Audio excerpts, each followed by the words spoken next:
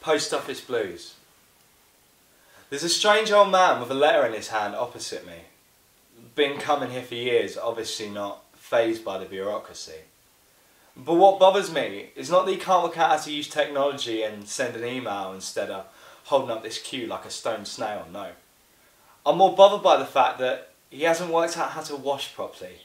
And the stench of his colostomy bag assaults my nose as I stand with my passport forms in my hand wondering if I'll ever get out of this queue, let alone of this British island. And as I gaze at the strange array of staples and paperclips, forms and tracking slips, pens, pencils and packages, I already feel like a traveller in a lost land. Walking across hidden beaches, seas and hot sand.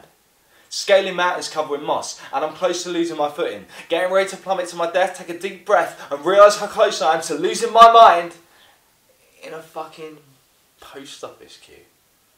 In this post office queue I got the post office blues. And as I check the people around me, I come to the inevitable conclusion that the post office attracts some weird people, man. And then my mind starts to wander. And suddenly the girl in front of me, who's probably just posting a birthday treat to her younger brother, is a drug smuggler, with a fat package of heroin and a saw-knife stuck under her jumper. And the small smiling child in the pushchair behind me is mocking me for my dress sense. And even though I know I'm stupid, I get stressed and defensive and shout, "Hey, fuck you kid, at least I picked up my own trainers." And then the whole post office turns around and looks at me like I'm insane and not wearing anything at all, and I start to get very, very embarrassed and look straight down at my shoes, which my girlfriend picked out for me.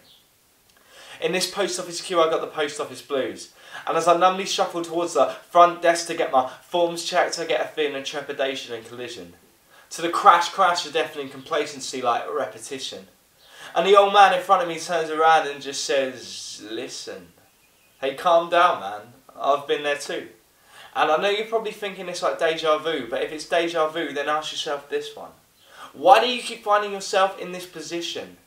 Do malevolent gods and high spies conspire to inspire undesired situations to arise in your day-to-day activities? I mean, realistically.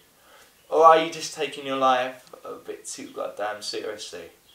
And with that he turns around as he winks at me and disappears in a cloud of narrative inevitability.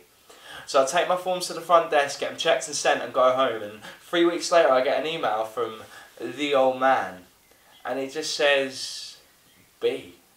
So I do.